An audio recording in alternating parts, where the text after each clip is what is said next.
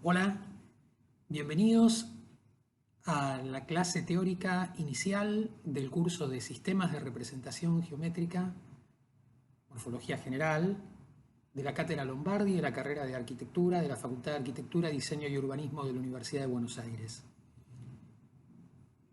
Darles la bienvenida al curso es también darles la bienvenida para muchos de ustedes a la carrera.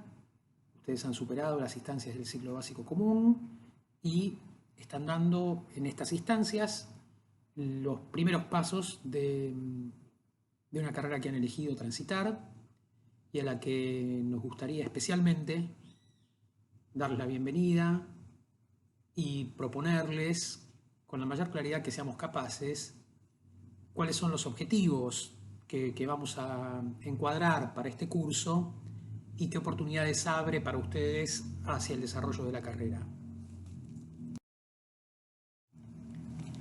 Este curso, como les anticipaba, se encuadra obviamente en el marco de la Universidad de Buenos Aires.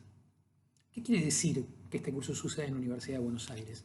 Todos ustedes saben que la Universidad de Buenos Aires reúne algunas características particulares. Es una universidad pública, abierta y gratuita. Estas condiciones son bastante particulares, no son frecuentes en cualquier lugar del mundo, no son habituales en el resto de Latinoamérica y tampoco en otros lugares de Occidente. Y podríamos pensar que son producto de algunas dinámicas o historias particulares que caracterizan, entre otras cosas, a la función de la enseñanza superior en la Argentina y la necesidad, en todo caso, el acuerdo social de que haya una inversión pública, una inversión sustentada por el trabajo de todos los argentinos y todos los habitantes del país. Cuando digo argentino me estoy refiriendo a eso, por supuesto, eh, para mantener una institución en la que todos ustedes pueden formarse para calificarse, para poder obtener en el futuro un trabajo de cierta calidad que les permita proyectar su vida de un modo sostenible. En este lugar entonces aparece una convergencia muy importante, que es cómo se integra su deseo, su intención, no ya en el marco de una educación obligatoria, una educación general, sino un deseo personal de trazar una carrera vinculada al proyecto de una profesión, con la oportunidad que les da en este caso una institución pública de darle los instrumentos y los títulos habilitantes para poder ejercerla. Esto supone una serie de compromisos mutuos, ¿no? Ustedes dicen, yo quiero ser arquitecto o arquitecta, ¿no? Y el Estado, de alguna manera, con el acuerdo de la mayoría de la población, dice muy bien, podés transitar esta formación, te vamos a dar todo el apoyo necesario, gratuitamente, sin otras condiciones. Como les decía, esto es infrecuente, no sucede en muchos lugares. Y por lo tanto está permanentemente sometido a un debate público. ¿Por qué alguien que va a desarrollar una carrera en beneficio personal tiene que estar sostenido por el trabajo de todos, incluso de los más humildes, cuando pagan el IVA de una botella de 1 litro de leche? Bueno, este debate obviamente ha sido transitado de muchas formas durante muchísimo tiempo y se actualiza permanentemente.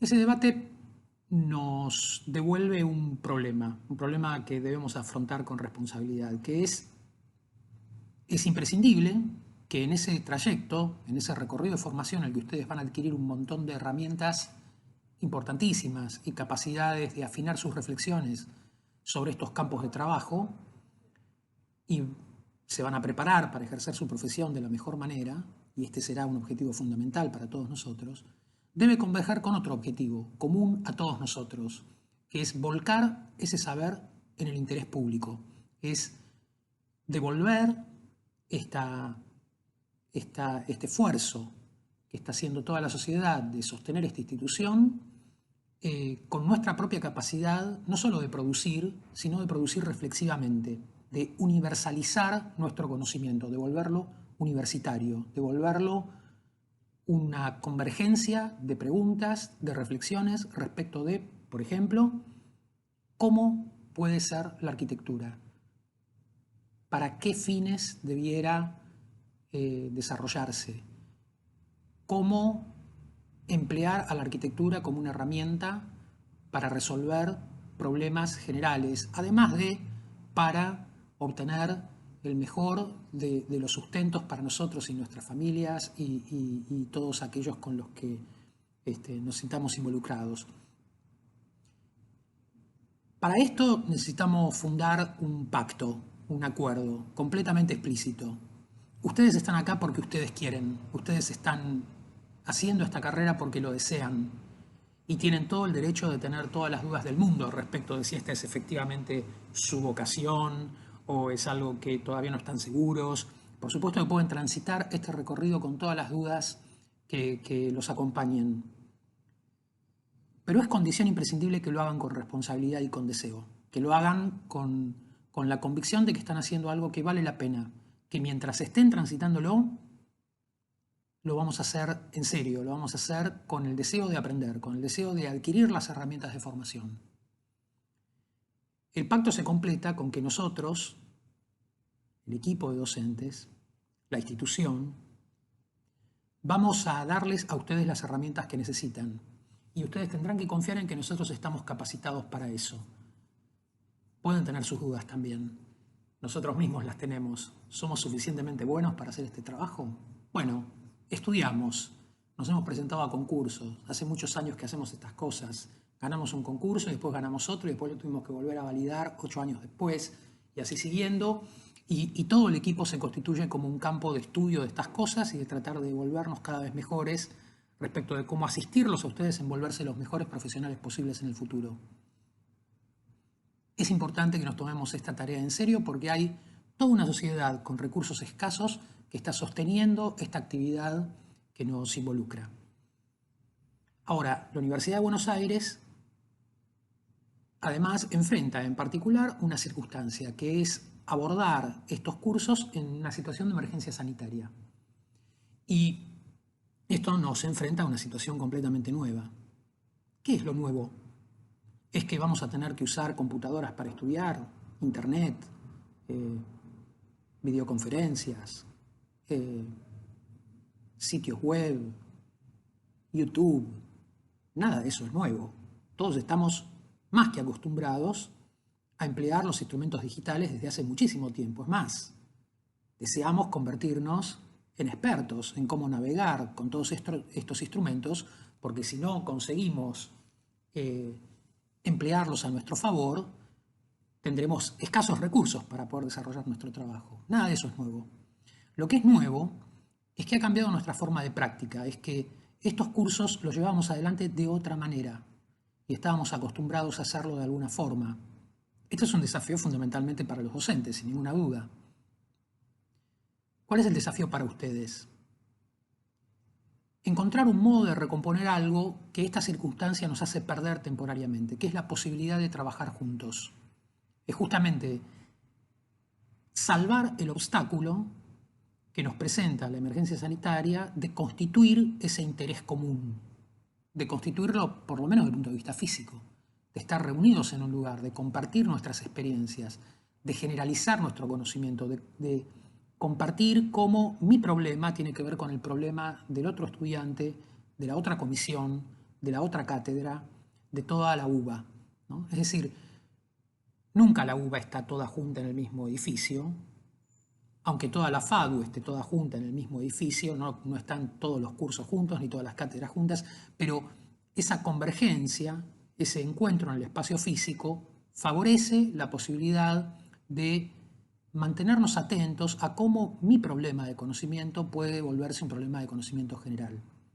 Mantener viva esa atención será el principal desafío que vamos a atravesar en este curso. Este curso no solo sucede en el marco de la UBA, sino que sucede en el marco de la FADU. ¿Qué es la FADU? La FADU es una institución dentro de la Universidad de Buenos Aires que reúne todos los espacios de formación vinculados a la arquitectura, el diseño y el urbanismo, tanto de grado como de posgrado y de investigación y de extensión.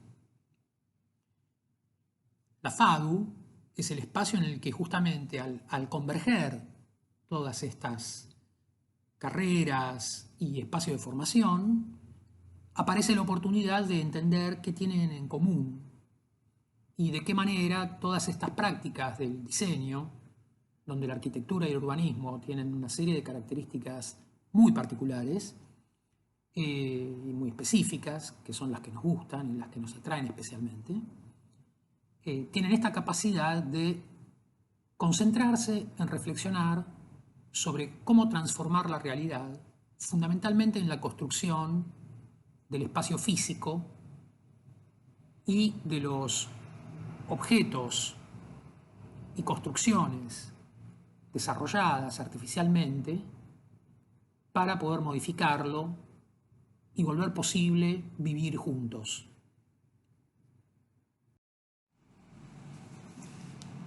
En ese marco, entonces, nos constituimos como una cátedra del área de morfología que integra 3 niveles, el curso que estamos iniciando juntos, Morfología 1 y Morfología 2.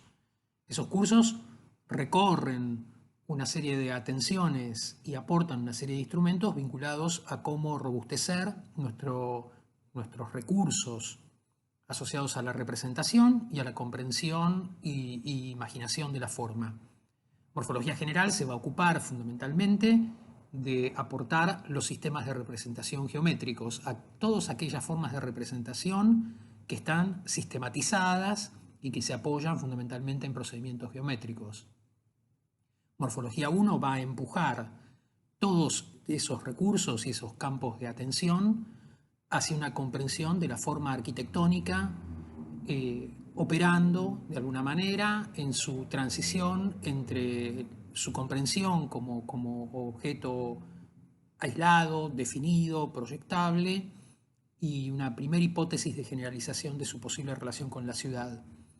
Y Morfología 2 se va a concentrar muy específicamente en la morfología urbana, es decir, en el modo en el cual no solo podemos estudiar la arquitectura, sino todos aquellos elementos que constituyen a la ciudad y que exceden largamente a los materiales arquitectónicos exclusivamente.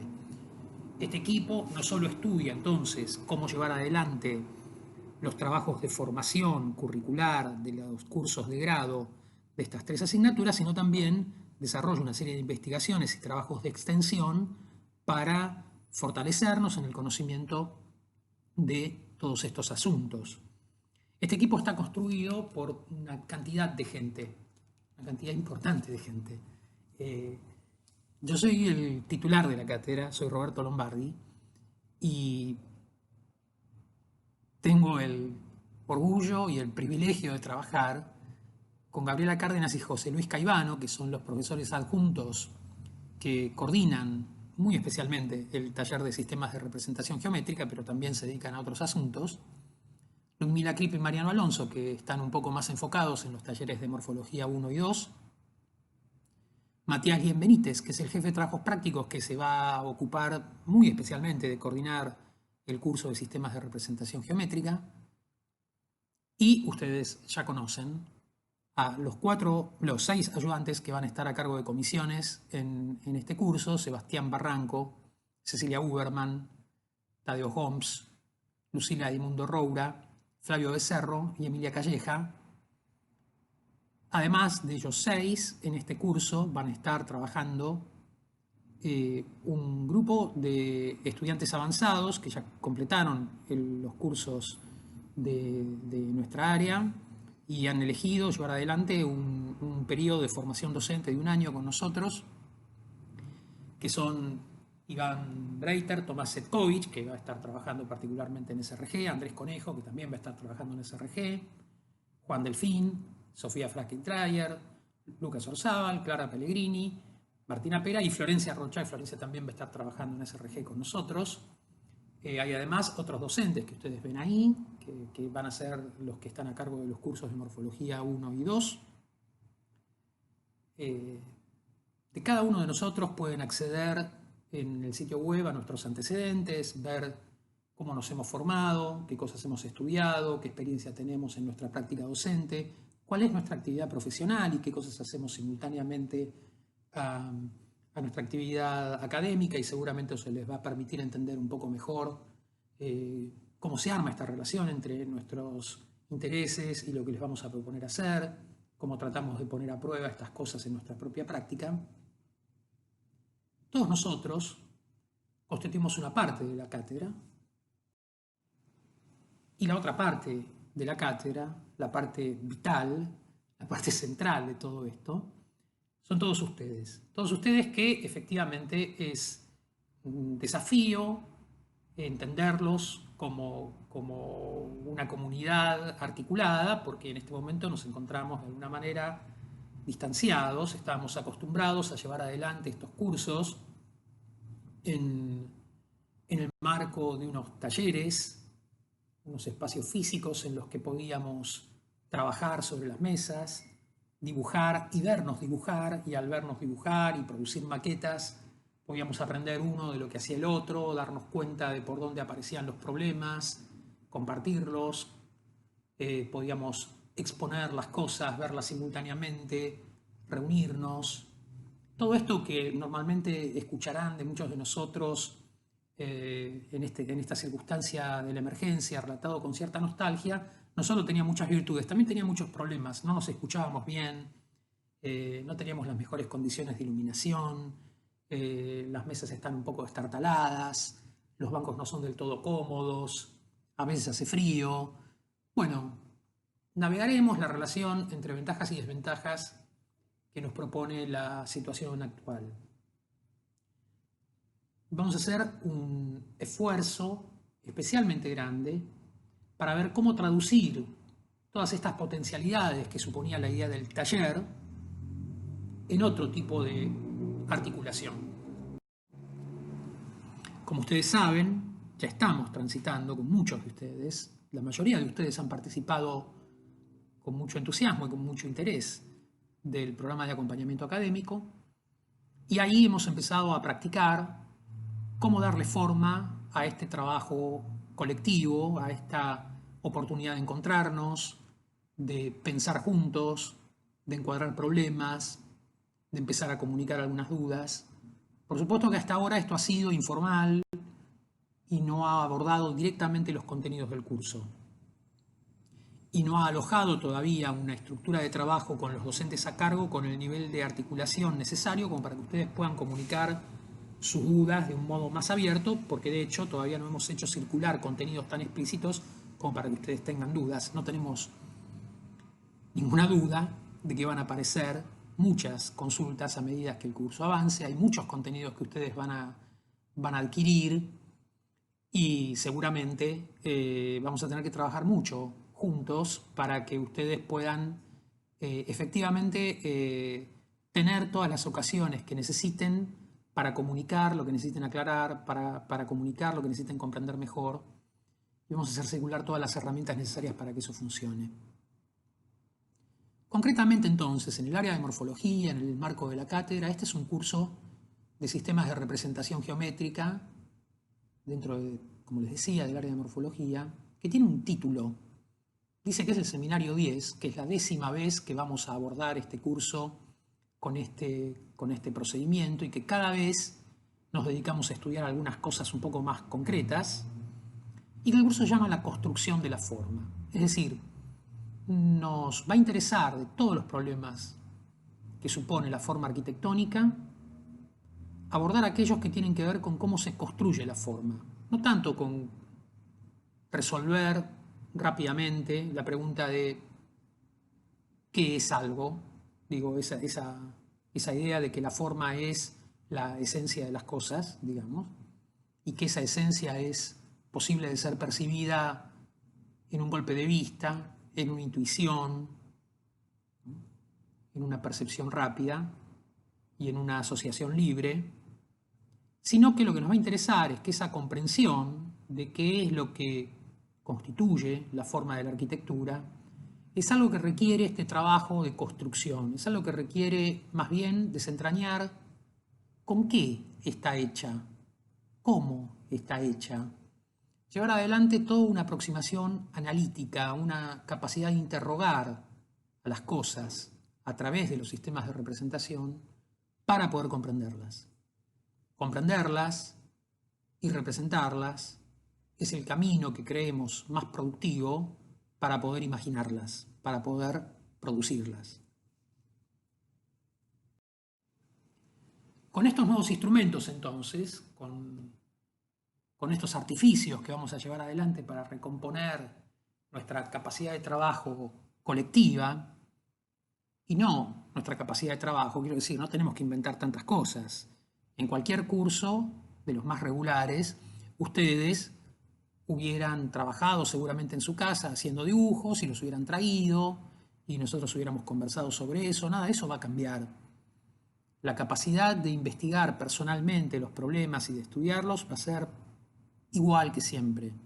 Lo que va a ser distinto es fundamentalmente cómo vamos a compartir estos campos de conocimiento, estas preocupaciones personales y, como les decía, como objetivo fundamental de nuestro sentido como universidad, volver a lanzarlos a un problema común y volver ese problema un problema, exageremos un poco, un problema público, un problema de interés general, ¿no? ¿Qué hacemos con la representación en la arquitectura? ¿Qué necesitamos saber? Como ustedes saben, hay un sitio web que va a guiar todo este trabajo, que va a funcionar como la plataforma de comunicación, de organización, donde están asentados los materiales que vamos a necesitar emplear. Y ese sitio tiene una introducción que me gustaría que repasemos juntos. La asignatura Morfología General, Sistemas de Representación Geométrica, se ocupa de la teoría y la práctica de la representación, especialmente la que se apoya en su sistematización a través de procedimientos geométricos, desplegando su capacidad para describir, conceptualizar e imaginar la forma arquitectónica. Insisto, se ocupa de la teoría y la práctica. Vamos a hacer dibujos, vamos a dedicarnos a entender cómo hacer las cosas, pero al hacerlo tenemos que pensar, tenemos que reflexionar sobre qué capacidades no solo de dibujar desarrollamos cuando dibujamos, sino qué capacidades de interpretar desarrollamos cuando dibujamos. Estos sistemas consisten en diversas prácticas que se han vuelto usuales para la descripción del espacio en documentos dibujados y que la arquitectura comparte con otras profesiones, la ingeniería, la agrimensura, los diseños industriales, gráficos, etc. Cuando decimos sistemas de representación geométrica, primero que es un asunto plural. No se trata como de un sistema, es más bien la convergencia de distintas prácticas, ¿no? Esas prácticas se han vuelto usuales, son fundamentalmente las maneras en las cuales nos comunicamos. Como todo sistema de comunicación, es bastante arbitrario, está determinado culturalmente. Quiero decir, ¿por qué en español hablamos como hablamos? No es una producción objetiva. Quiero decir, está objetivada, pero las palabras vienen de que en algún momento parece que del indoeuropeo derivó el latín y en el latín se cruzaron ciertas cosas y cuando se cruzaron con unos celtas empezaron a cambiar algunas palabras y la influencia de los mozárabes en particular introdujo un montón de cuestiones y al final apareció esa especie de castellano que después en Latinoamérica además adopta formas especiales y en Argentina todavía más. Las cosas han llegado a ser, ¿no? Entonces, justamente porque no están construidos como sistemas lógicos puros, sino que tienen todo este arrastre de su propia constitución como campos disciplinares, necesitamos interrogar cómo han llegado a ser como son. ¿Cuál es su origen?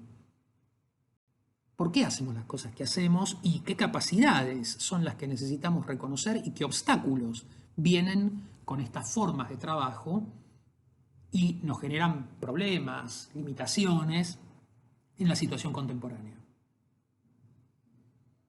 Como les decía, todos estos sistemas los compartimos con otras prácticas. Entonces, de nuevo, otra pregunta que vale la pena hacerse.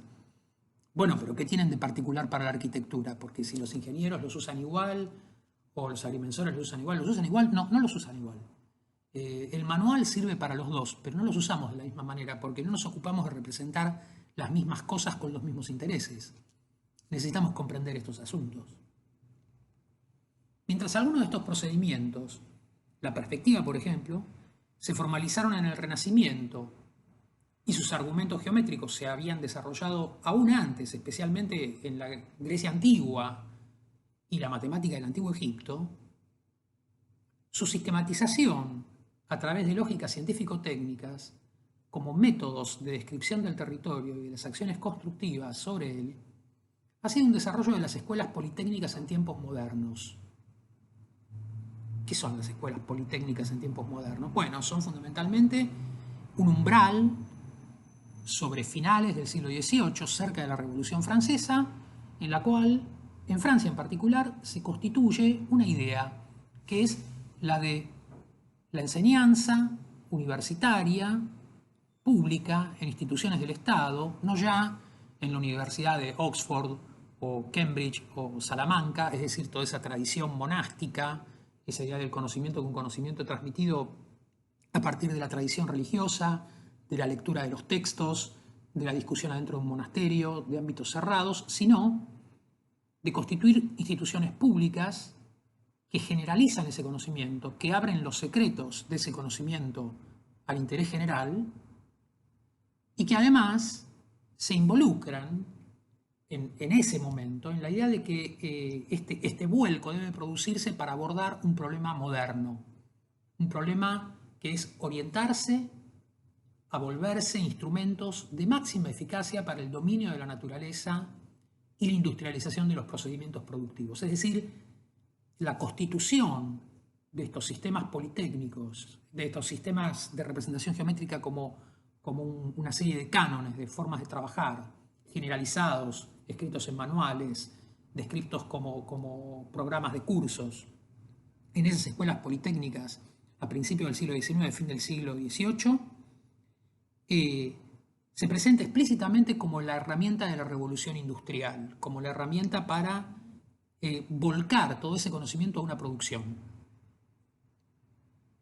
Aquí, ahora, la actualidad y la practicidad de estos sistemas están puestos en crisis.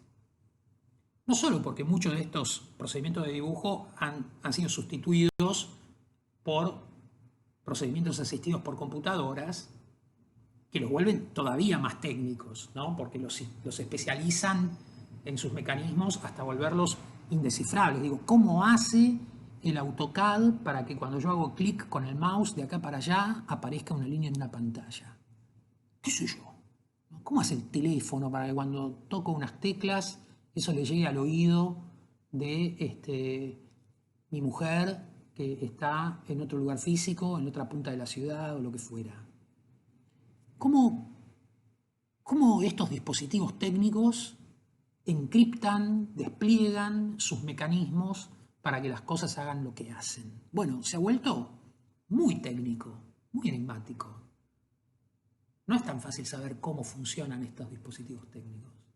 Con lo cual, justamente, el problema, si para las escuelas politécnicas esto reforzaba un perfilamiento científico-técnico, cuando nos metemos en el territorio del uso de los medios digitales, aún más, ¿no?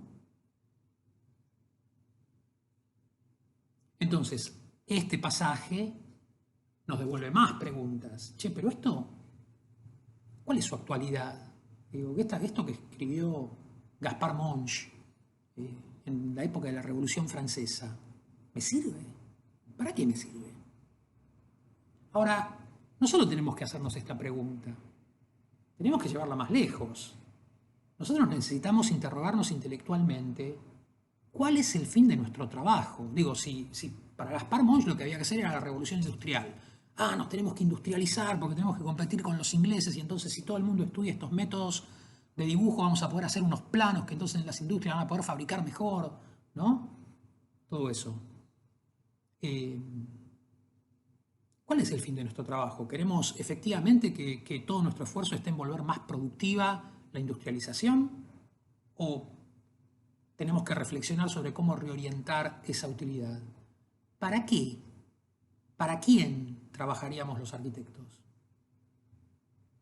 entendemos que solo podemos acercarnos a redefinir y recrear nuestras capacidades productivas y reflexivas como arquitectos si el lugar de la práctica parece cuestionado y reconstruido por otras preguntas todavía más iniciales, que es, ¿cómo podemos pensarnos, pero ¿cómo hago? Si no nos preguntamos de qué está hecha la arquitectura, cómo puede hacerse, ¿no? Si no interrogamos a la arquitectura, no al fin de la arquitectura, sino literalmente a la arquitectura. ¿Qué es la arquitectura? ¿No? Los sistemas de representación ocupan entonces un lugar fundamental en nuestra formación. Los arquitectos en los hechos no hacemos edificios. Perdamos esa ilusión. No es que nosotros podemos decir, sí, yo hice la torre del Bank Boston en Catalinas Norte. No, flaco, eso lo hizo un montón de gente, ¿no? Vos hiciste unos dibujos, diste unas instrucciones, hablaste por teléfono, escribiste unos textos, ¿no? Pero hacemos otras cosas materiales, no los edificios. Esas cosas son efectivamente dibujos, maquetas, textos, que determinan acciones constructivas en el ambiente. Las hacemos para hacer edificios. Y que se vuelven productivas a través de procesos de intercambio entre diferentes actores sociales, comitentes, industrias, instituciones. Las representaciones son literalmente nuestro material de trabajo. Solo en ellas nuestro pensamiento puede volverse reflexivo. Nuestras acciones alcanzan capacidades transformadoras. Esta asignatura es a la vez una introducción a la teoría y la práctica de los sistemas de representación en la arquitectura y en ese mismo contexto a la forma, al campo que nos permite conocer con qué y cómo podemos, queremos, hacer nuestro trabajo. Entonces, ¿de dónde viene todo esto? ¿Cómo llegó a ser lo que es? Hagamos un ejercicio. Pongámonos en Occidente y digamos que todo esto viene de la Grecia antigua, que forma parte de la cultura occidental. Y que para la Grecia antigua había un origen de todo esto. Hay un mito. De acuerdo a la Grecia antigua, a la cultura de la Grecia antigua, a la Grecia clásica, el dibujo tiene un origen, en la leyenda de Diboutades. Resulta que una señorita, Diboutades, se encuentra en un momento crítico de su vida. Su amante está a punto de partir a la guerra. Ella sabe que hay altas posibilidades de que no vuelva, o que vuelva hecho bola, ¿sí? La angustia, la desesperación, la convoca a agarrar un pedazo de carbón del suelo y, sobre la sombra proyectada a la luz de la vela en la pared de su amante, traza el contorno de la figura. El tipo se irá. No sabemos si va a volver, y él se va a quedar con un dibujo. Se va a quedar con una representación que le va a permitir evocar a su amor. Robin Evans, un teórico de arquitectura inteligentísimo, nos propone comparar esta representación hecha por Zoué en 1791 de la leyenda de Diboutades con esta que produce un extraordinario arquitecto, Carl Friedrich Schinkel, en 1830. Y Evans nos dice, qué raro, la de Schinkel es muy diferente, ¿no? ¿Qué hay de distinto?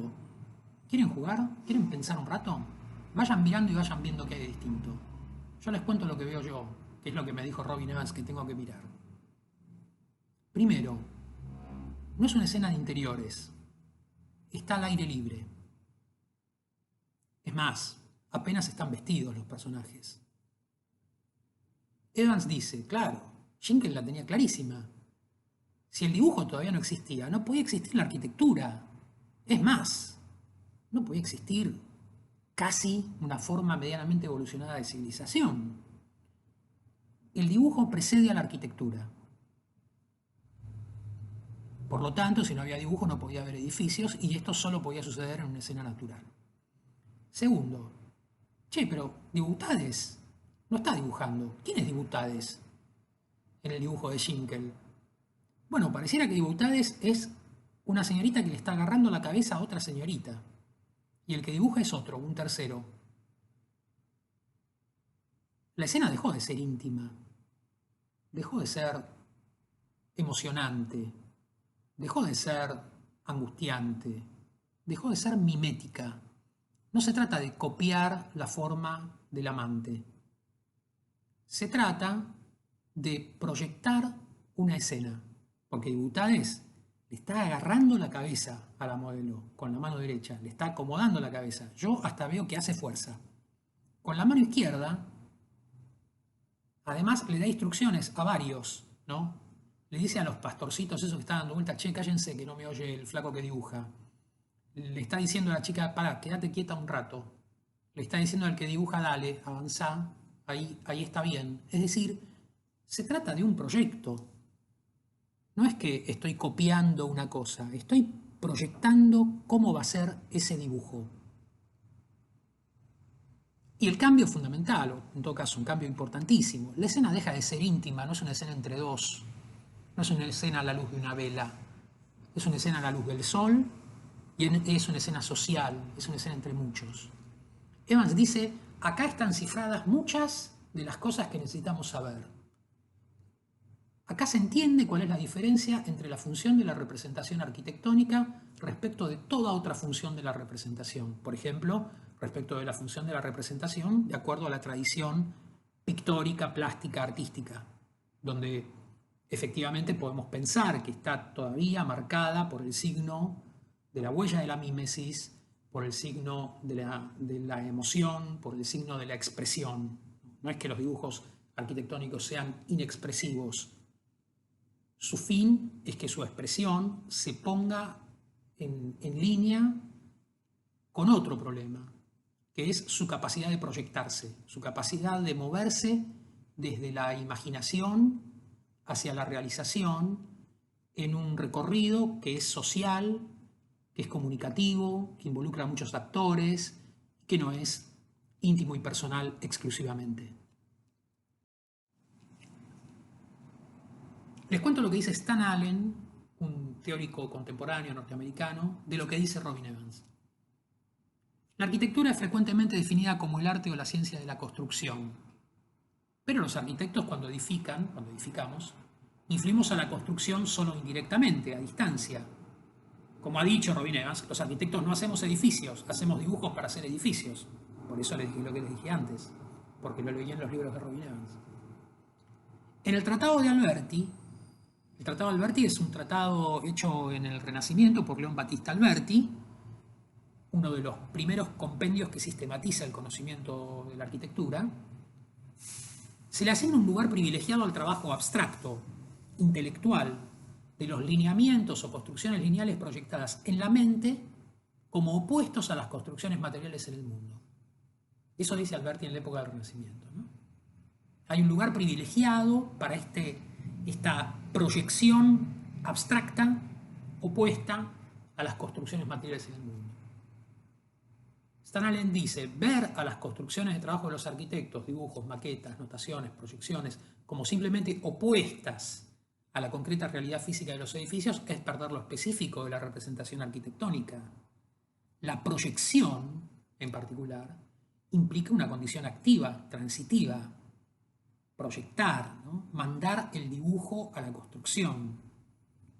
Mediante la traducción de medidas y proporciones a través de la escala, las proyecciones arquitectónicas trabajan para efectuar transformaciones de la realidad a distancia del autor.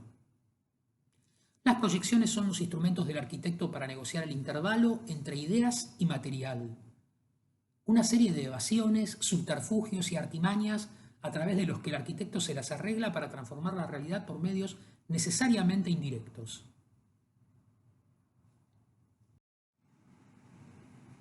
Les quiero dar un ejemplo. La mayoría de ustedes seguramente conocen, aunque sea indirectamente, a Miguel Ángel, ¿no? Michelangelo Buonarroti, el extraordinario artista, pero también arquitecto, extraordinario arquitecto, que trabajó durante el Renacimiento, más o menos en los años 1500, en Italia, ¿no?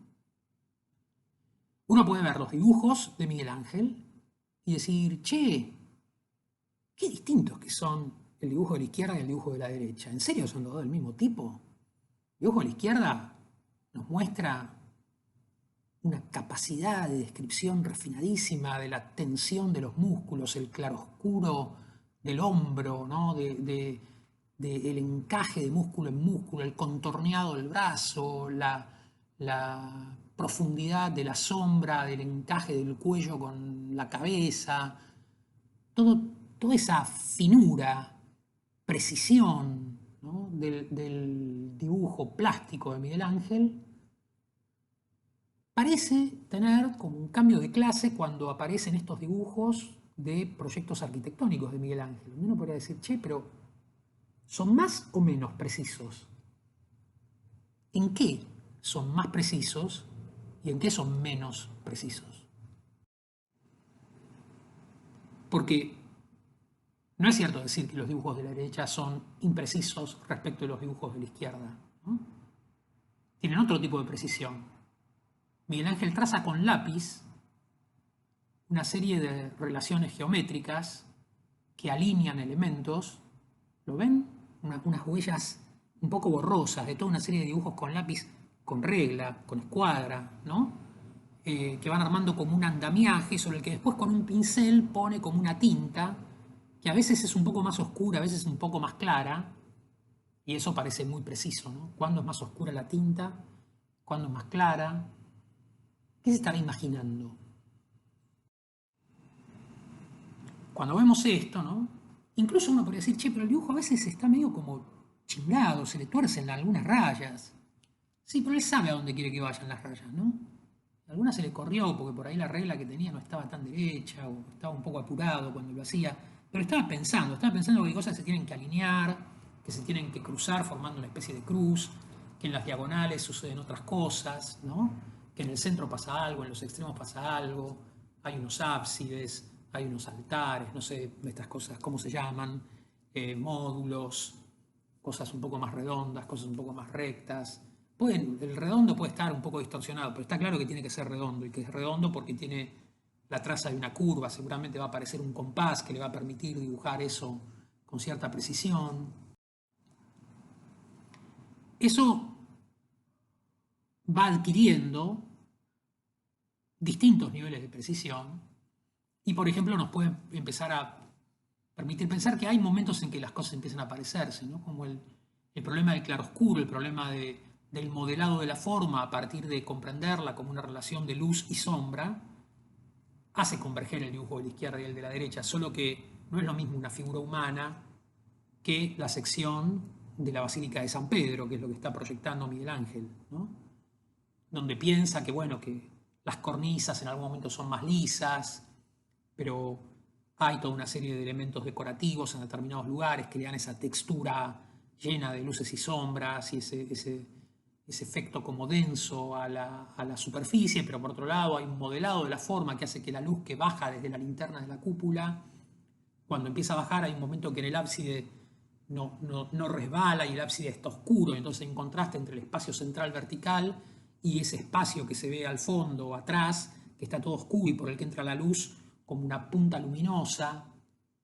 Todo eso está describiendo ese dibujo, con el rango de precisión que necesita, ¿no? Y evolucionará a otros rangos de precisión, mucho mayores, ¿no? Como es el lado liso de la parte de arriba de la cúpula hasta llegar a la linterna y como es el lado rugoso del lado de adentro de la cúpula. Fíjense todos los dientitos, todos los escaloncitos que se van armando, ¿no? A medida que sube la cúpula del lado de adentro y lo lisa que es del lado de afuera.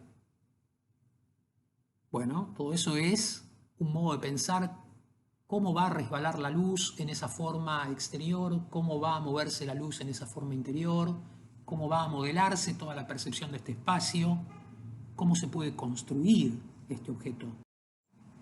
Porque después viene la maqueta que hace Miguel Ángel, ¿no? Y dice, ya sé cómo puedo hacer. Puedo meter unas estructuras adentro de la cúpula que conduzcan las cargas más pesadas, armar un anillo rígido que sostenga la linterna por donde va a entrar la luz por arriba, levantar la punta para que la luz le entre de costado, y sobre esa estructura voy a armar un sistema de cositas que sostienen el techo y adentro voy a meter una cúpula colgada, ven que está separada en la maqueta la cara interna de la cúpula de la cara externa de la cúpula. Es decir, se vuelve un dispositivo complejo, una construcción muy compleja, muy hecha de muchas partes que hay que articular muy bien y hay que entender muy bien qué rol tienen, cómo se vinculan, cómo se produce cada una. Cómo es la relación de la cara interna con la cara externa, cómo es este problema de la rugosidad interna, la lisura externa, el color de lo de afuera, el color de lo de adentro. Después se hace.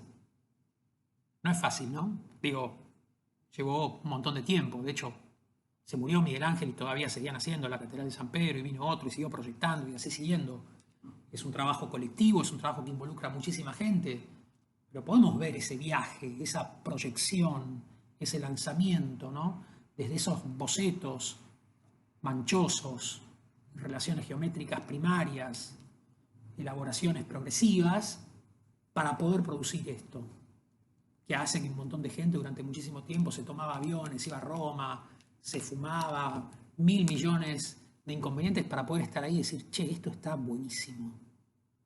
Acá, aunque yo no crea en esto, me parece que hay algo que tiene sentido, ¿no? Quiero decir, no importa que seamos religiosos, estamos ahí y decimos, che, pero esto es alguna forma de definir el espacio, de pensar la relación entre el cosmos y yo, por cómo se guía la luz, por cómo se produce una dimensión, por cómo se cualifican las cosas, que me hace pensar, que me hace entenderme como parte de un colectivo humano que me supera y que me conmueve. Pero es muy importante entender que en este recorrido Miguel Ángel, para poder imaginarse esa cúpula y hacer todos estos dibujos, necesita entender que este problema forma parte de un campo de conocimiento.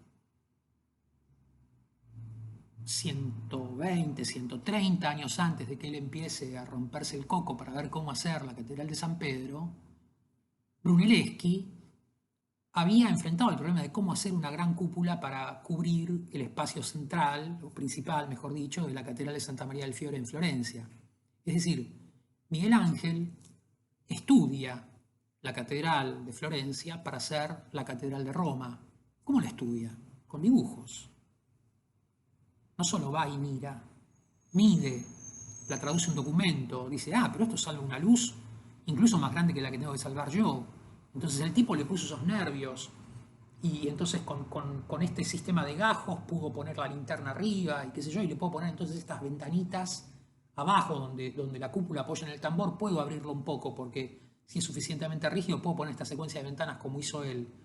Pero a mí no me gusta esta forma apuntada de cúpula, yo la quiero más redonda porque me gustan los círculos, porque soy renacentista evolucionado y estas puntas venían de una tradición gótica de la que me quiero distanciar, supongamos, no sé qué pensaba Miguel Ángel, pero pensó algo distinto de Brunelleschi, ¿no? A él no le gustaba que hiciera esa punta a la cúpula, quería que quede más redonda. Probablemente eso permitía que la luz resbale mejor, ¿no? Y además que hubiera más ventanitas en el tambor y que eso diera todo un sistema puntuado más vertical. Bueno, todo eso es producto de agarrar ese material previo, interpretarlo, comprenderlo, dibujarlo, entender sus lógicas organizativas, ponerlas a prueba, ensayar. Pero Brunelleschi es un arquitecto renacentista muy importante, y digo renacentista porque justamente, ¿qué es lo que sucede en el Renacimiento? Se vuelve a poner en valor la cultura clásica. ¿Qué quiere decir eso? Que en el 1400 se pone a estudiar lo que había pasado en la antigua Grecia y la antigua Roma. Por ejemplo, cuando en el año 125 Apolodoro de Damasco con Adriano hacen el Panteón. Y desde el año 125 hasta el año 1419, estamos hablando de 1300 años, no se había vuelto a cubrir un espacio con esa magnitud y con esa capacidad técnica. 1300 años sin poder recuperar esa capacidad de producir un gran espacio cubierto por una cúpula, ¿no? Entonces, ¿cómo se hace para volver a activar esa epopeya, esa capacidad de fabricación? Bueno, hay que estudiar. ¿Qué hace Brunelleschi? Y bueno, va a ver cómo hicieron los romanos. ¿Y cómo hace? Y lo dibuja, lo mide, lo traduce a medidas y dice, Apolodoro de Damasco se había avivado que no tenía que hacer una forma completamente continua, sino que lo podía hacer como un sistema de nervios, como ven toda esa especie de casetonado, de cuadrícula, de cajoncitos que conforman la cúpula del Panteón.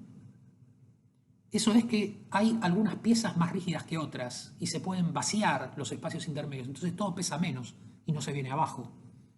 Y se puede pensar como una superposición de capas. Fíjense qué distinto que es en el Panteón el comportamiento del techo del lado de afuera y el comportamiento de la cúpula del lado de adentro. Bueno, todas estas cosas viajan, ¿no?, de la antigua Roma a Florencia, de Florencia a la Roma del Renacimiento, donde la taja Michelangelo. Y Apolodoro de Damasco había puesto en valor los materiales que venían del Partenón, hecho por Fidias, 500 años antes, en la antigua Grecia. Cómo con un sistema de columnas de mármol sostener unas grandes vigas que puedan sostener un techo. Bueno, eso que en la antigua Grecia resolvía todo el edificio, en el Panteón resuelve el acceso. Pero a la vez se pone delante de esta construcción que tiene un tipo de técnica para decir, che, esto es arquitectura como la que hacían los antiguos griegos, que es la que nos gusta. Queremos que Roma parezca Atenas, queremos que Roma recupere esta idea de una ciudad civil, culta, artística, donde los edificios son producto de la elaboración artística de los saberes respecto de cómo convertir a las piedras en hojas, en caballos, ¿sí? Es decir, esta enorme capacidad de traducir al material más bruto a un elemento elocuente, representativo, significativo.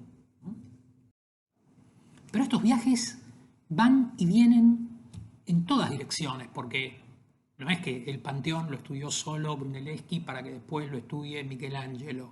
Al Panteón lo estudió Andrea Palladio en 1571, 1600 y pico de años después, sí, 1500 y pico, 1400 años después, perdón, ¿no? 1400 años después, para hacer una casa. Dice, che, este tipo que tiene que tener esta casa de campo, que guarda esta relación con sus viñedos y sus plantaciones acá en la Toscana, tiene que tener con el territorio esta idea de ser capaz de organizarlo y tener 4 frentes y ordenar toda esta situación. Entonces agarro el Panteón y lo repito en cuatro veces, lo giro, y lo convierto en una organización mucho más simple, porque es una casa más pequeña, pero que establezca un poco esta relación entre un espacio central, esférico con una cúpula, y unos pórticos, solo que ahora son 4, uno para cada orientación. ¿Y qué hace Palladio? Bueno, Palladio saca un libro, no un libro, 4 libros, que los dibuja con una paciencia infinita, en los que va estudiando todos los casos de la antigüedad, dibujándolos él, uno por uno, midiéndolos, volviendo a dibujar cada cosa, y aprende, y comprende cómo se hacían estas cubiertas, cómo se armaban estas organizaciones, y lo publica. Dice, che, esto no es que lo tengo que saber yo, esto lo tenemos que saber todos. No solo lo que hizo Apolodoro de Damasco, también lo que hice yo. Él también publica su propia casa, la Villa Rotonda, en los 4 libros de arquitectura. Porque dice, está bien, esto me sirvió para que haya un cliente que tenga una casa fabulosa ahí en la Toscana o lo que fuera. Pero esto es parte de una reflexión común, colectiva. Esto es parte de un campo de saber. Eso es la arquitectura.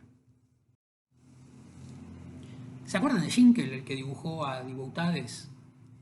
Bueno, Schinkel también agarra el Panteón, lo redibuja, lo estudia y lo pone en un edificio fabuloso que hay en Berlín, el Museo de Artes Antiguas, que construye en 1828, en el cual recupera esta idea del espacio central, la luz cenital, esta luz que viene de arriba, el sistema del casetonado, pero cambian un montón de cosas. El espacio central tiene un entrepiso, con un espacio sostenido por columnas. Las columnas no están solo afuera, como en el Panteón, están afuera y adentro. Hay todo un problema de ensambles, de materiales. Ya vamos a ir a Berlín a verlo a Schinkel alguna vez y lo que hizo. Como en la leyenda de Boutades, El dibujo arquitectónico está marcado por el signo de la ausencia. Pero a diferencia de las teorías clásicas de la imitación, su objeto no es previo, sino inmanente. No es algo que estuvo antes y ya no está presente, sino algo aún no presente. Los edificios son tanto imaginados como construidos a partir de representaciones parciales acumuladas. Pero esto no es solo el problema de que tengo que hacer la planta, el corte y la vista, el detalle. Cuando decimos representaciones parciales acumuladas, también estamos convocando a todos estos otros dibujos, ¿no?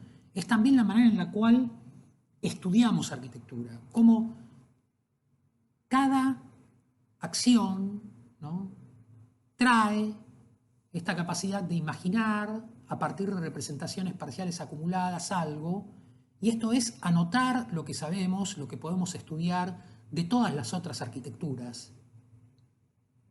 Y ahí elaboramos nuestros dibujos.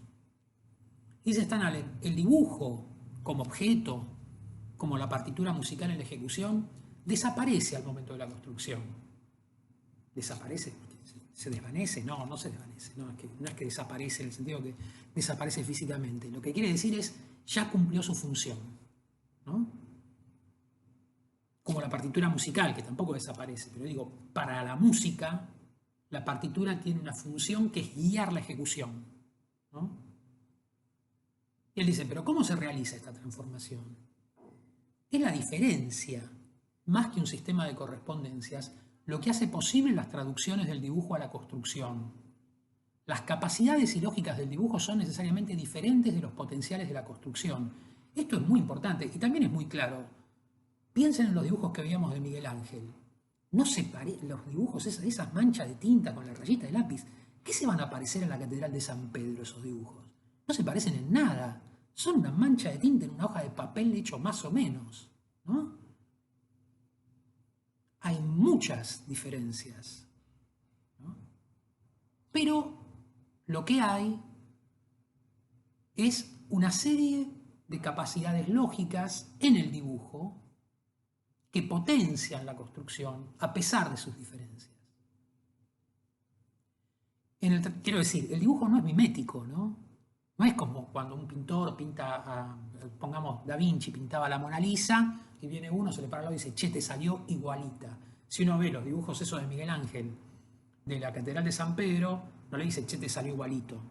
No le salió nada igualito. Esos dibujos no, son una serie de andamios, una serie de abstracciones que lanzan las ideas hacia un proceso de construcción de manera muy indirecta. En su tratado de arquitectura, Vitruvio ya ha señalado que los arquitectos que han aspirado a adquirir destreza manual sin estudio nunca han sido capaces de alcanzar una posición de autoridad correspondiente a su esfuerzo. Mientras que aquellos que descansaron en las teorías y el estudio estuvieron obviamente a la casa de la sombra y no de la sustancia. ¿Qué es el Tratado de Arquitectura de Vitruvio? Es el único libro que ha sobrevivido desde la antigua Roma hasta el presente como tratado de arquitectura. Es el más antiguo de los tratados de arquitectura que tenemos. Entonces, en ese libro, fundamental, digamos,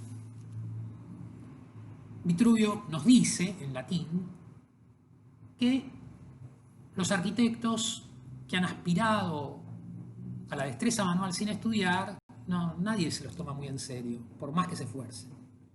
Pero los que solo estuvieron en el mundo de la teoría, estaban a la casa de la sombra y no de la sustancia, porque la sustancia es esa materialización, ¿no? La arquitectura propone una transformación de la realidad llevada a cabo por medios abstractos. Pero los medios de la representación nunca carecen de sus propias sombras. En el caso de la arquitectura, es la sombra efímera de la geometría proyectada en el obstinado terreno de la realidad que marca el trabajo del arquitecto como tal. Es decir, esas rayitas de lápiz que ponía Miguel Ángel en los dibujos de la capilla de la Catedral de San Pedro, ¿no? Ese andamiaje geométrico deja una huella en la organización material. La organización material está llena de ángulos rectos, curvas definidas por centros precisos. No es un más o menos. Es una cosa completamente guiada por la geometría que se obstina en dejar una huella en la realidad, ¿no? Esa sombra que parecía efímera deje una huella permanente. Si uno googlea rápidamente dirección de obra o algún término por el estilo, las imágenes que aparecen en Google, por lo menos las que aparecían hace un tiempo y que yo coleccioné rápidamente, son estas, ¿no? Y fíjense cómo es este asunto, ¿no? Uno podría ver que hay algo que es que los arquitectos o los que cumplen esa función en las obras, los vemos a distancia del edificio, ¿no? No están al lado del tipo que está soldando los bulones. Hay que mirar al tipo que solda los bulones a ver si que está soldando los remaches o fijando los bulones o lo que fuera. Digo, hay que observar esa tarea, pero la tarea principal, la tarea que ilustra la función, es estar un poco lejos de las cosas, ¿no? Es desde lejos, con los planos abajo del brazo, como el de la imagen de la derecha arriba, o con los planos arriba de un tablero y de espaldas al edificio, como en la imagen de arriba a la izquierda, estamos tratando de ver cómo salvar la distancia entre los papeles y esa construcción y esa industria, ¿no? Cómo hacer que esa distancia, que es un intervalo, podríamos decir que es un abismo, si no lo caminas bien te caes y te matas, ¿no? ¿Cómo hacer para que eso viaje? Bueno, con eso que está ahí abajo, ¿no? Con las escuadras, los niveles, incluso aparecen unos compases, una cinta métrica, con geometría que está en el dibujo, que está en esos papeles con unas rayitas. No son unos objetos tan complejos, son papeles desenrollados con un montón de líneas. Con eso se hacen esos edificios complejísimos, trabajan cientos de tipos, un montón de gremios diferentes. Y en el medio, ¿qué hay? Geometría, escuadras, plomadas, niveles, maneras de trazar ángulos rectos, de poner a nivel las cosas, de alinearlas, de encontrar centros y trazarlos. El movimiento que va del relevamiento al replanteo, de medir el mundo a trazar el andamiaje para poder fabricar las transformaciones, ¿no? La clave es la escala y la medida, ¿no? Es el pasaje de unas cosas dibujadas chiquitas a unos objetos grandes y la función de la medida para hacerlo, ¿no? Todo eso en clave geométrica. Ustedes no conocieron a Clorindo Testa, pero se los estamos haciendo conocer, ¿no? Y Clorindo Testa ha sido uno de los más importantes arquitectos argentinos. Y en general el campo cultural lo caracterizaba como alguien muy imaginativo, muy creativo, que dibujaba casi como un chico. Ay, mirá Clorindo con los marcadores. No, él tiene unas ideas, pero las dibuja más o menos y después va y hace los edificios, qué genial. Pero miremos bien el tablero de trabajo de Clorindo Testa. Es cierto, ¿no? Los dibujos están hechos con unos marcadores gruesos y parecen muy informales, pero está todo lleno de plantillas, escalímetros, escuadras, incluso unas plantillas de geometrías muy complejas, ¿no? Como para poder dibujar elipses. Digo, hay una cantidad de instrumentos que definen este andamiaje de cómo pensar con la geometría y a través del dibujo geométrico, esas formas que se supone que son las más intuitivas, las más creativas, las más informales, minga. Está completamente atravesado por un razonamiento preciso, métrico, conmesurado, donde cada medida guarda relación con la otra, donde es muy importante entender cómo hay una estructura geométrica que sostiene toda esa frondosísima y extraordinaria imaginación. Stendhal citaba a Alberti y a su tratado de reedificatoria hecho en 1452, ¿no? Bueno, pero ¿qué poníamos los arquitectos cuando empezábamos a tratar de definir nuestro campo de conocimiento?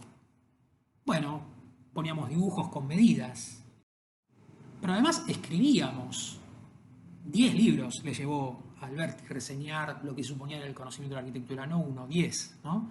Pero en el primero, cuando recién empieza, lo primero que dice es, bueno, las especies, formas y figuras de las áreas, ¿no? ¿Y cuáles son más útiles y más firmes? Y empieza a trabajar sobre sistemas de proporciones, medidas, ritmos, números. Está lleno de números. ¿no? Como de cómo entender el problema de la proporción. Si yo pongo una columna acá, la tengo que distanciar de la otra tanto, porque si no se me cae el edificio. Y el tamaño de la altura de la columna respecto del ancho de la columna no puede ser mayor que tanto por tanto, porque si no, no se sostiene bien. Y además, esto es mejor si es así. Me gusta más. Alguien podrá decir, bueno, pero ese canon de belleza es viejo. Claro que es viejo, es viejísimo. Y probablemente ya no nos genere la misma emoción que le generaba a Alberti. La belleza cambia. Lo que no cambia es que el canon de belleza se constituye a partir de un razonamiento sobre cómo medir, cómo establecer relaciones medidas y cómo definir la función de la geometría en esa constitución. Alberti lo hacía así, ¿no? Agarraba la escuadra y agarraba el compás. Donde se cruzaban las líneas ponía centro. Establecía las relaciones entre las medidas generales y las particulares por sistemas de proporciones, ¿no? Ancho y altura en la fachada, ¿no? Si este módulo va de acá hasta acá, tiene tanto de ancho y tanto de alto, el de al lado tiene la misma proporción, donde termina esta cosa empieza la otra, desde el centro para allá tiro la diagonal y pongo el centro del círculo que define la voluta que empalma el arco, el pórtico de abajo con el pórtico de arriba, lo que fuera, no importa, son un montón de términos técnicos, ya los van a aprender. Es más, si no los aprenden no pasa nada. Pero todo eso no es solo una manera de guiar un dibujo, es una manera de guiar una construcción. Es una manera de decirle a un montón de artesanos que están en Carrara, en no sé dónde, que cuando agarren un bloque de piedra, lo corten, lo vuelvan a cortar, hagan una placa y después la despiecen con una medida, no con cualquier medida, con una medida para cada una. Acá hay cientos de tipos cortando piedras con un dibujo. Y esas piedras son las blancas y las negras, y cómo se vinculan, y cómo se hace el despiece, no solo de los sistemas modulares más visibles en la izquierda del detalle de la imagen. Todos los de la derecha son un montón de piedritas cortadas. Quiero decir, hay un esfuerzo de que el proyecto regule la materialización de todo. Y esto no lo hace solo Alberti. Lo hace cualquier chabón que trabaja en González Catán un martes a la mañana. Digo, el proyecto regula la medida de todo. Hay cosas que las fabrica la industria, pero las elegimos por algún motivo. Parte del problema es entender que esta lógica está completamente viva, no estas formas. ¿Quién va a hacer una fachada así ahora? ¿Qué sé yo? Yo no. Ustedes probablemente tampoco. Pero acá están las claves de qué tipo de trabajo hacemos los arquitectos.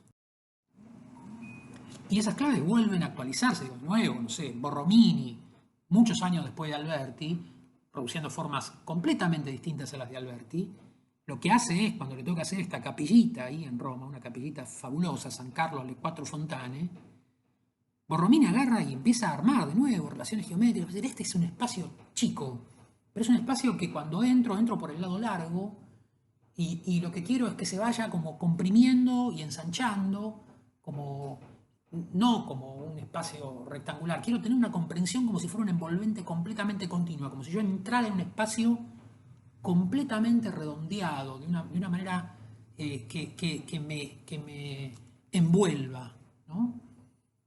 Y al hacerlo lo hace combinando arcos de círculo con rectas, con sistemas de escuadras, con compases. Vemos el agujero en el papel de donde clavó la punta del compás Borromini hace 400 años, ¿no? Y vemos cómo cada columna es un círculo trazado con ese compás, pero también como hay un montón de líneas que definen cosas que no sabemos bien qué son andamiaje geométrico. Eso que dice Stan Allen, va a dejar huella a pesar de ser efímero. Entonces, este problema de cómo hacer esta forma envolvente, ¿no? como plegada, bueno, no es una forma envolvente cualquiera, es una forma plegada entre curvas y rectas. Aparece el problema de los puntos de inflexión, dónde la curva se vuelve recta, cómo se definen esas aristas, cómo voy de abajo arriba.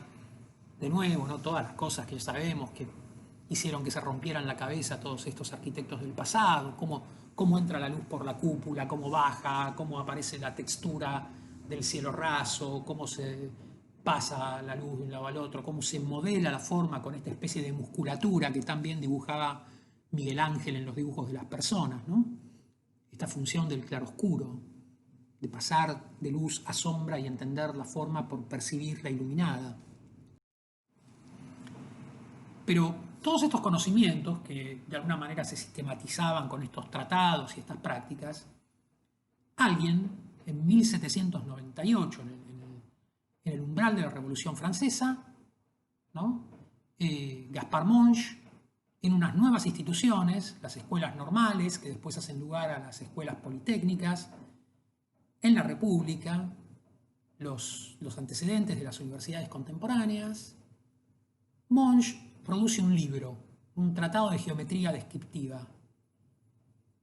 Y en ese tratado lo que dice es, todos estos saberes, no solo lo de los arquitectos, todos estos saberes sobre cómo describir el espacio con un sistema de representaciones gráficas en planos que constituyen justamente ahora unos sistemas de representación geométrica, los vamos a consolidar como un campo de conocimiento. Y escribe una introducción. La introducción empieza así: para liberar a la nación francesa de la dependencia en que hasta hoy ha vivido de la industria extranjera, inglesa, necesitamos en primer lugar dirigir la educación nacional hacia el conocimiento de los objetos que exigen exactitud, lo que hasta nuestros días se ha descuidado en un todo, y acostumbrar las manos de nuestros artistas al manejo de todo género de instrumentos que enseñan a trabajar con precisión y a medir los grados diferentes del trabajo. Entonces los consumidores, sabiendo apreciar la exactitud, la podrán exigir. Está diciendo tenemos que cambiar la forma de producir todo. Tenemos que pasar de la artesanía intuitiva a la industria, ¿no? Y esto es para liberar a la nación francesa de la dependencia extranjera. Y esto supone una función de la educación nacional. De nuevo, nosotros no somos Monge, no estamos en la Revolución Francesa, no estamos en Francia ni en Europa, estamos en otro lugar, pero estas preguntas nos sirven, ¿no? Este arte, entonces, tiene dos objetos principales. El primero es representar con exactitud sobre los diseños de dos dimensiones los objetos que tienen tres y que son susceptibles de una determinación rigurosa. No cualquier objeto que tenga tres, los que son susceptibles de una determinación rigurosa, los que necesitan ser fabricados, los que, por ejemplo, atraviesan los procesos de producción, por ejemplo, la arquitectura y la industria de la construcción, ¿no? Entonces, el primer fin de estos sistemas es representar con exactitud en dibujos de dos dimensiones objetos que tienen tres o más dimensiones. Pero después dice: el segundo objeto de la geometría descriptiva es deducir de la descripción exacta de los cuerpos todo cuanto se sigue necesariamente de sus formas y de sus posiciones respectivas. Deducir, ¿no?, de esa descripción. En este sentido, es un medio de investigar la verdad.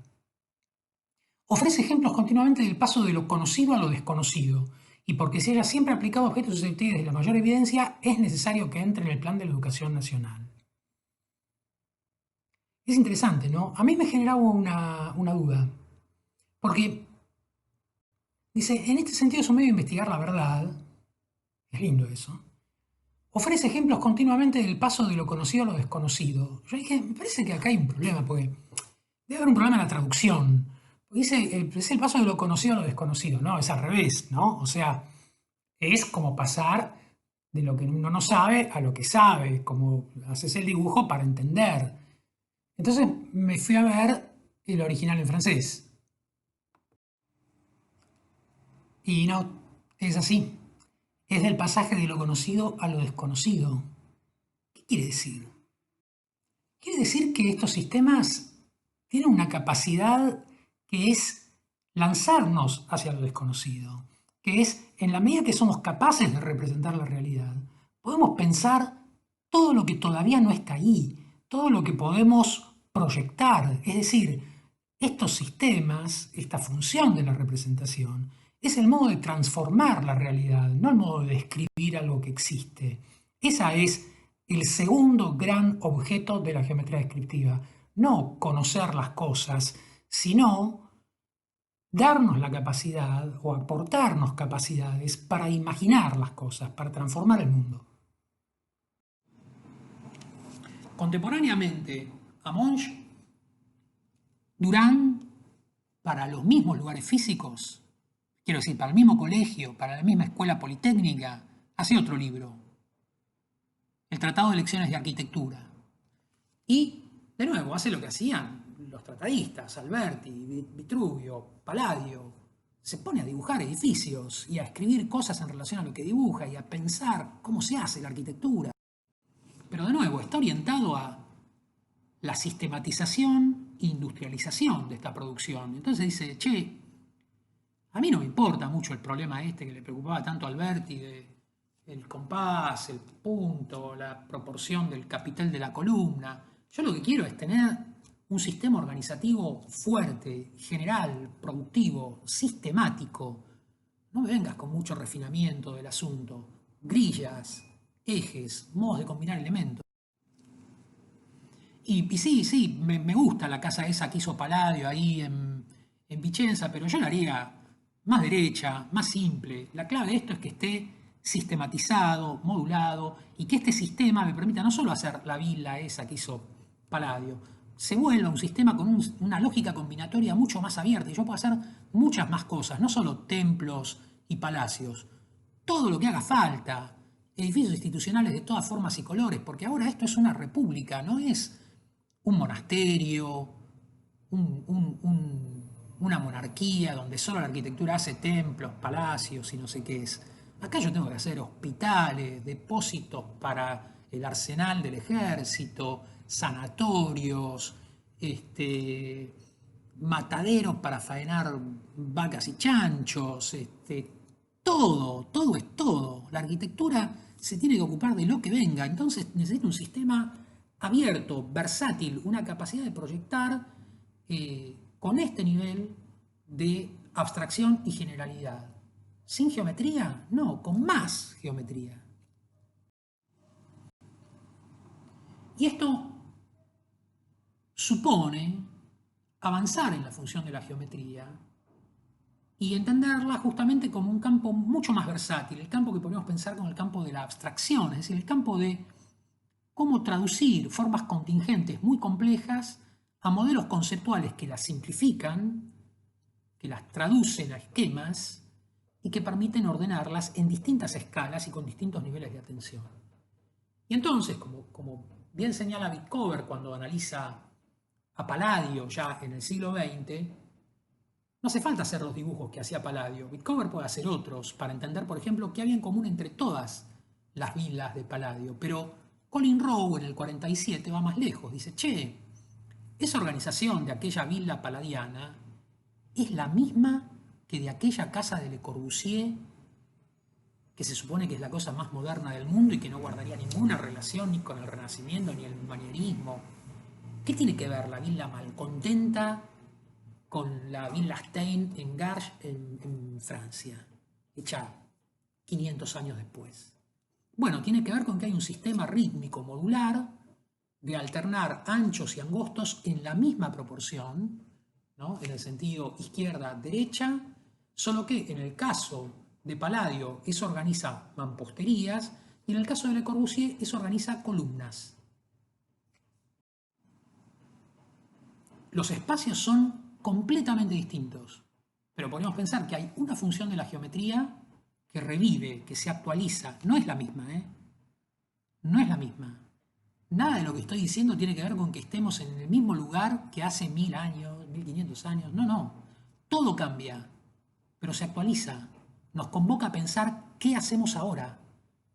Pero no como si nunca se hubiera hecho nada. No como si fuéramos unos nabos, unos bárbaros que vamos a hacer por primera vez algo como si nunca se hubiera hecho. No, no, somos parte de la humanidad. Estamos acompañados por un montón de tipos que pensaron un montón. Vamos a aprender de ellos y vamos a hacer otra cosa. Vamos a hacer otra cosa, pero vamos a aprender con ellos. Eso hizo Le Corbusier con Palladio. Una proporción que era el cuerpo principal de la fachada de la Malcontenta. ¿Por qué será? Porque a Le Corbusier le interesaba la misma lógica de los cánones de proporción que a Palladio. Le parecía que había unas formas más adecuadas, más bellas, que la relación entre el alto y el ancho del cuerpo principal de la construcción, cuando uno lo veía de frente, tenía que tener una medida, guardar una relación, ¿no? Es la misma. Después, con esa proporción, hace otras cosas. Lleva esa proporción a guiar un ángulo recto que le permite trazar los vacíos abajo y arriba en el centro de la fachada, duplicar la entrada, cómo armar relaciones entre los baños chicos y los grandes que guardan las mismas proporciones. Son otro tipo de investigaciones, pero es el mismo campo de conocimiento.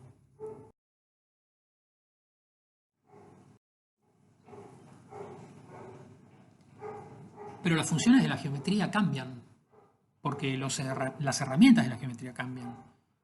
Probablemente ya no usemos las mismas escuadras que Miguel Ángel, no usemos los mismos compases que Borromini, ni siquiera usemos las mismas escuadras que Le Corbusier.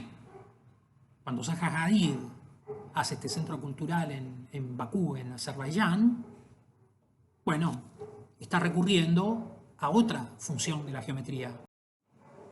Una función de la geometría que está habilitada por cierta forma de emplear, por ejemplo, los medios digitales, no solo de representación, de modelización de la forma, ¿no?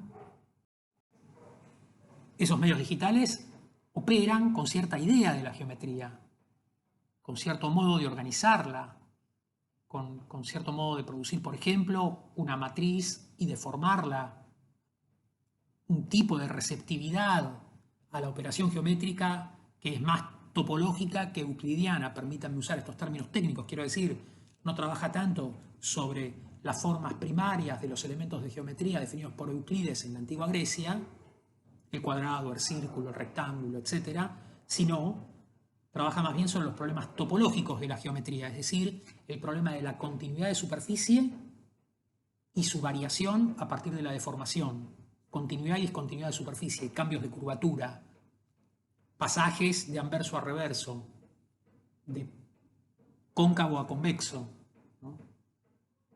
Igual,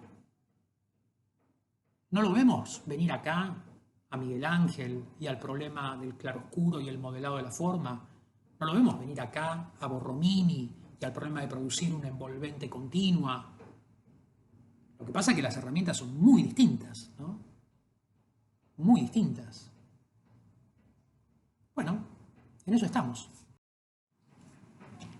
Entonces, tenemos toda una serie de problemas que necesitamos traer a la orden del día para ver cómo trabajamos con la representación. Pero también tenemos una serie de problemas para traer a la orden del día respecto de qué es la arquitectura, ¿no? ¿Hacemos el mismo juego? ¿Cómo es el mito clásico del origen de la arquitectura?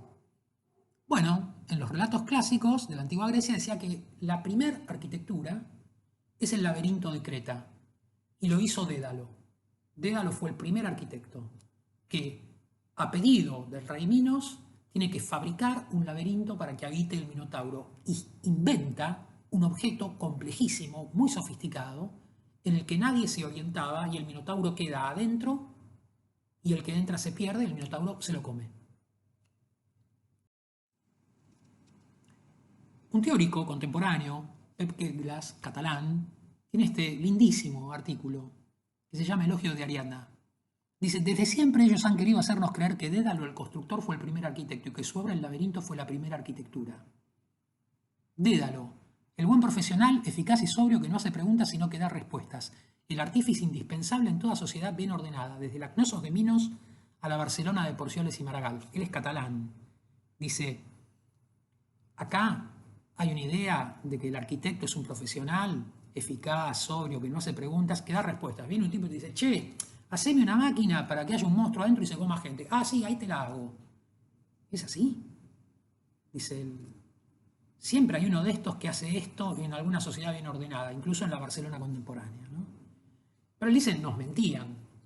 Nunca pudo ser Dédalo el primer arquitecto porque su laberinto no era arquitectura.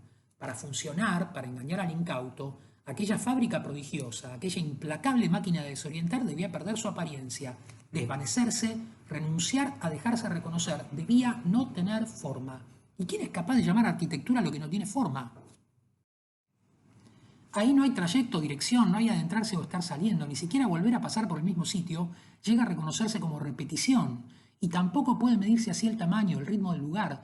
Todo es una indefinible vaguedad que acompaña los pasos siempre iguales del desorientado. En tal continuidad no hay arquitectura. ¿Cuándo aparece la arquitectura? Cuando entre tanta indiferencia se distingue una forma, cuando en el laberinto se fije una dirección, un trayecto, cuando Ariadna tiende el cordel con el que se señalará el camino, es entonces cuando cada cosa pasa a tener nombre y posición. Tú eres la entrada y tú el camino, tú la trampa y tú la salida, tú el centro y tú la orilla, nombre, es decir, identidad propia, diferencia, relaciones mutuas, forma.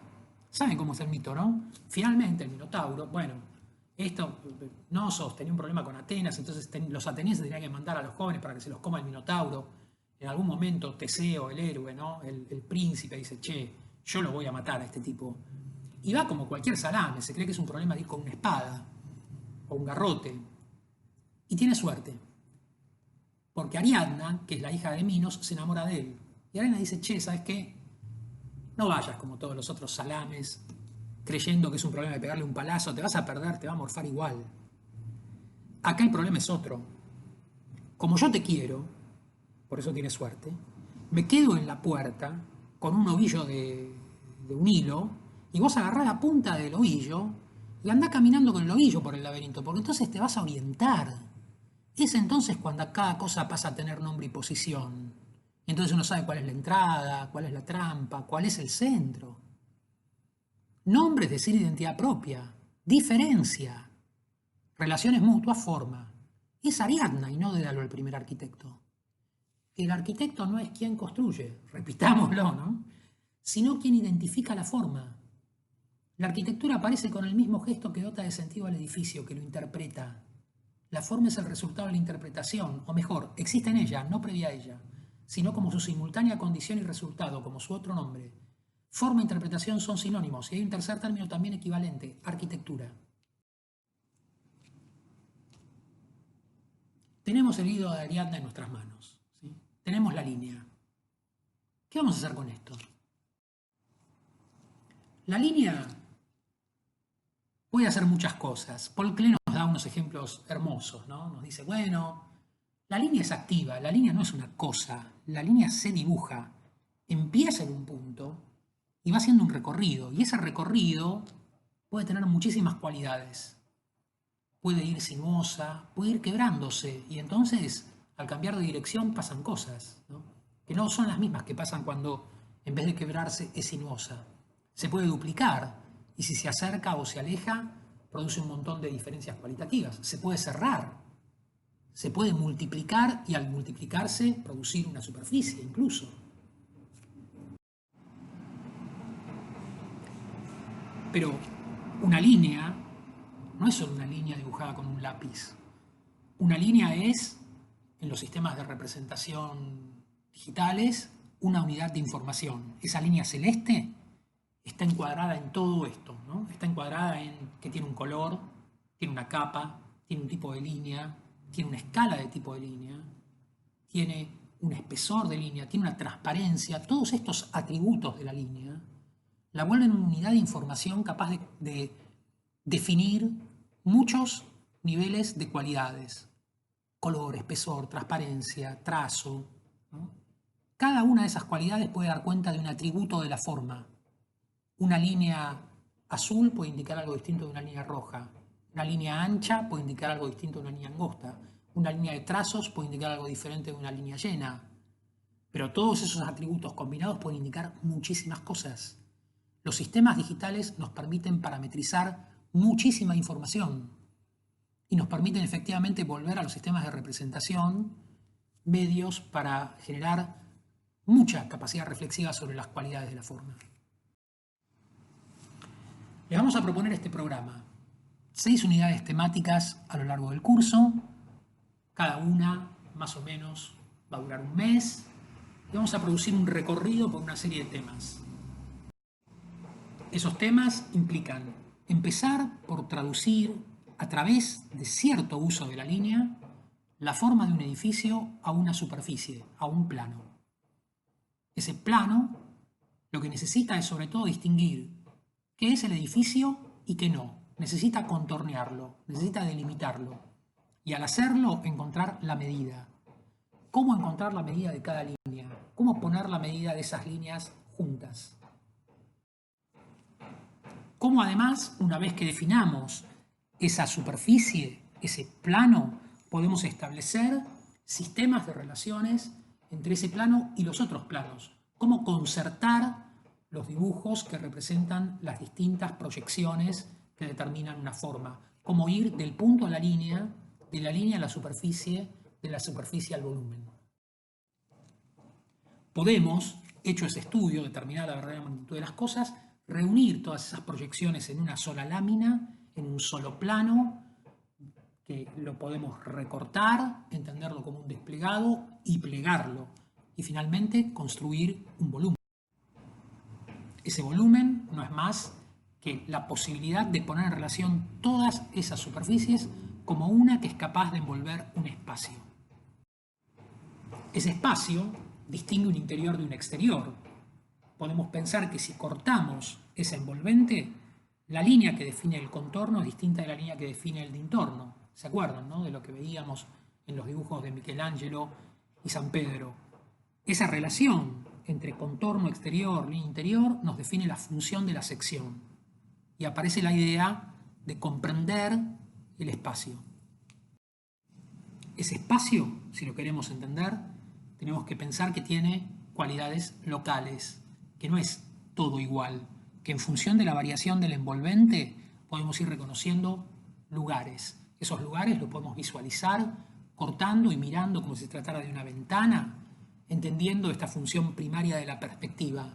Pero además podemos tratar de entender que ese envolvente tiene ciertas cualidades de transparencia, de opacidad, de cómo podemos ver una cosa a través de otra, etc., que podemos convocar a un método de estudio de la incidencia de la luz y de la sombra, y a la vez entender que la luz y la sombra determinan la percepción de fenómenos más determinados todavía, el color y la textura. Todo eso lo vamos a entender como el campo de la cesía, es decir, todo aquello que tiene que ver con cómo integrar a los procesos de representación la percepción cromática, textural de la arquitectura.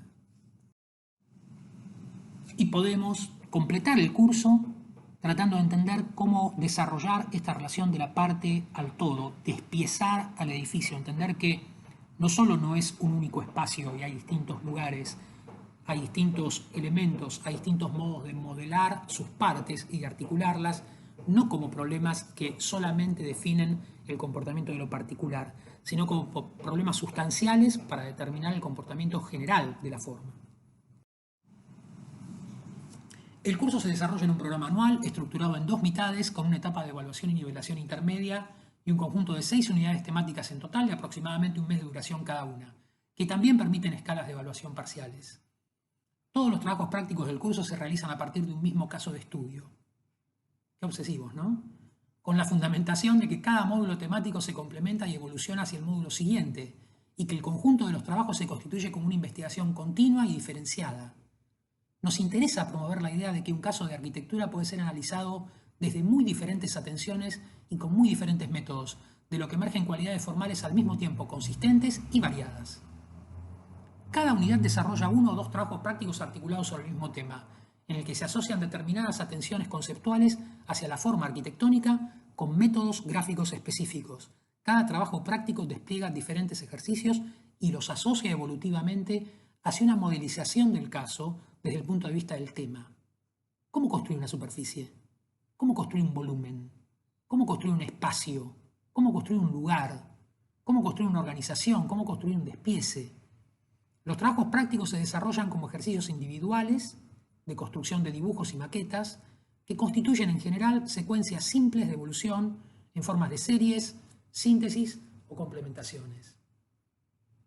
El equipo docente presenta cada tema y sus procedimientos de trabajo con clases teóricas, bibliografía, apuntes, también tutoriales, exposiciones, clases de lectura y discusión de textos, de forma de mantener permanentemente asociado el trabajo práctico al marco conceptual y volver cada tarea una práctica reflexiva sobre las condiciones de la forma arquitectónica y nunca la simple implementación de una destreza técnica.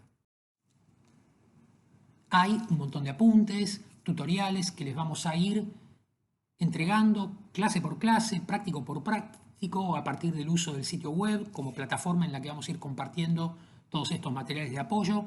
Hay un montón de conocimientos que vamos a integrar a lo largo del año. Ustedes van a salir de este curso sabiendo muchísimas cosas más de las que saben ahora. Como saben, vamos a hacer esto abordando ciertos casos de estudio. Los hemos presentado en el programa de acompañamiento académico. Hemos tenido una entrevista con Ana Etkin sobre la casa en la cañada, una entrevista con María Victoria Besonías sobre la casa en la playa. Hemos presentado en una videoconferencia que también está grabada, las tres cosas están grabadas y accesibles en el programa de acompañamiento académico. Hemos presentado nuestra investigación sobre la obra de Clorindo Testa, Clorindia Doméstica, y les hemos explicado por qué nos interesa estudiar esto. El objeto de estudio es la arquitectura, y en particular la forma en que se la representa y las capacidades reflexivas y productivas de esos procedimientos de representación. Este curso se llama Sistema de Representación Geométrica, Morfología General, pero como dice Ketlas, se podría llamar arquitectura. Vamos a estudiar arquitectura, haciendo dibujos, haciendo maquetas, pero lo que queremos es estudiar arquitectura porque ustedes quieren ser arquitectos y nosotros somos arquitectos y queremos ser mejores arquitectos. Como les contaba, esto está estructurado como un equipo docente. Nos vamos a organizar en comisiones y grupos. Las comisiones de 20 a 25 estudiantes. Los trabajos prácticos van a ser individuales. Ustedes saben ya quién es el docente que tienen asignado y si no lo pueden encontrar en el sitio web, en la planilla que está subida en el programa de acompañamiento académico antes de clase 1. Pueden tener ahí las casillas de correo para comunicarse con sus ayudantes, acceder a los antecedentes de todos nosotros, etc. Tenemos este diario de clases que modela la estructura del primer cuatrimestre. Hasta ahora está activa la información referida a todo el programa de acompañamiento académico en esa entrada que está roja, que es antes de clase 1. Si cliquean ahí pueden acceder a todos estos materiales que ya introducen una serie de contenidos que vamos a compartir en las clases formales del curso, que empiezan el 24 de junio y donde empezamos a trabajar ya en un programa riguroso de contenidos que ustedes tienen que desarrollar, que van a ser evaluados, que los van a habilitar a aprobar la materia y avanzar en su currícula para recibirse como arquitectos.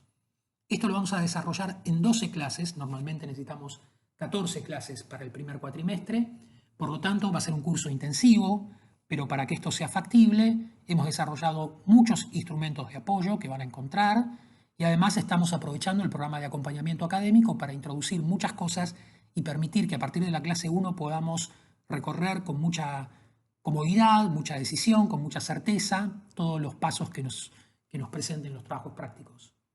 A medida que avancen las clases, se van a ir activando en rojo cada una de las clases que vayamos a transitar y se van a volver clases activas. En este momento son todas ellas clases pasivas, donde estamos subiendo contenidos que vamos a compartir con ustedes a medida que vayamos llegando a cada clase.